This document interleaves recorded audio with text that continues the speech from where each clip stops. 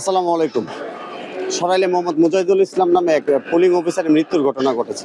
আমরা বর্তমানে অবস্থান করছি ব্রাহ্মণবাড়িয়া 2 আসনের অন্তর্গত সরাইল উপজেলা সদরের যে 1 নম্বর ওয়ার্ডের যে কেন্দ্রটি রয়েছে সেই 1 নং ওয়ার্ডের কেন্দ্রটিতে আমরা এখন অবস্থান করছি। মূলত এখানেই কিন্তু মোহাম্মদ মুজাহিদুল ইসলাম নামে এক পোলিং অফিসারের মৃত্যুর ঘটনা ঘটেছে। এখানে দায়িত্বরত প্রিজাইডিং অফিসারের সঙ্গে কথা বলে আমরা যতটুকু জানতে পেরেছি, আজ সকালে কিন্তু সময় মতোই কিন্তু এখানে দায়িত্ব পালনের উদ্দেশ্যে উপস্থিত হয়েছিলেন মোহাম্মদ মুজাহিদুল ইসলাম। পরবর্তীতে তিনি কিছুটা অস্বস্তি বোধ করলে হঠাৎ করেই তিনি অজ্ঞান হওয়ার মতো অবস্থার পরিবেশ তৈরি হয় এবং এখান থেকে মূলত ওনাকে সরাইল উপজেলা স্বাস্থ্য কমপ্লেক্সে চিকিৎসার জন্য প্রেরণ করা হয়েছে এবং পরীক্ষা নিরীক্ষা শেষেই কিন্তু কর্তব্যরত চিকিৎসক তাকে মৃত বলে ঘোষণা করেছে।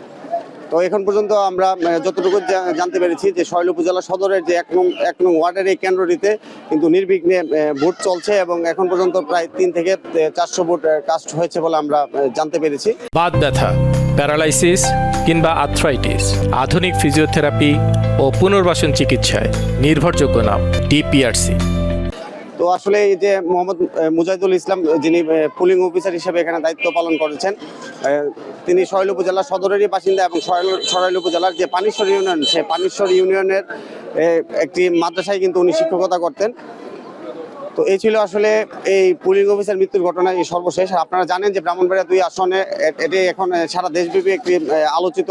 এই আসন থেকে কিন্তু মূলত বিএনপির সদ্য বহিষ্কৃত নেত্রী ব্যারিস্টার রুমিন ফারহানা স্বতন্ত্র প্রার্থী হিসেবে প্রতিদ্বন্দ্বিতা করছেন এবং তার সঙ্গে কিন্তু বিএনপির আরেক বহিষ্কৃত নেতা এসএন তরুণ দে, তিনি কলারছড়ি প্রতীক নিয়ে স্বতন্ত্র নির্বাচন করছেন। এছাড়াও এখানে বিএনপি জোটের প্রার্থী রয়েছেন মাওলানা জুনায়েদ আল হাবিব, তিনি বাংলাদেশ জমিয়ত উলামা ইসলামী কেন্দ্রীয় কমিটির সহসভাপতি। তো সব মিলিয়ে প্রায় 5 লাখ ভোটারের এই ব্রাহ্মণবাড়িয়া 2 আসনে কিন্তু এখন পর্যন্ত নির্বিঘ্নে এবং উৎসবমুখর পরিবেশে ভোট গ্রহণ চলছে।